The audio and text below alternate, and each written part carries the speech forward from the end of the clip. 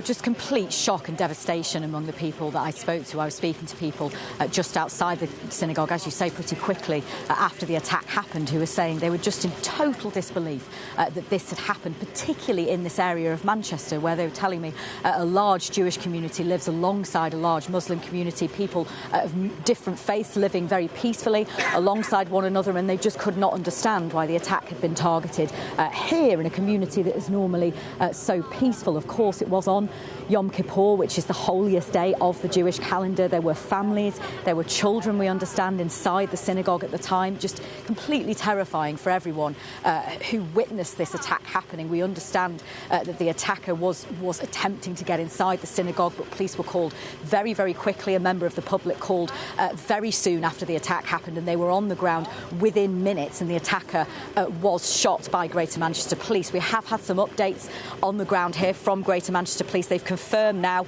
that the suspect has died. Initially, they were saying that he had been shot, but they couldn't completely confirm that he had died because they weren't able to approach the body because he had suspicious packages, as they said, attached to him. We did see bomb disposal teams going to the scene. Police on the ground told me that there had been a controlled explosion planned. We did hear a loud bang not too long ago. We've had an update on that as well from Greater Manchester Police. They said the loud noise was as specialist resources gained entry to the suspect's vehicle as a precaution, and they've stressed that there is no ongoing risk to the public and the ongoing activity can be expected as they continue their inquiries. We understand there's an awful lot of police activity and address close to here as well, about a quarter of a mile away from the synagogue. There's a lot of activity around a house, of course.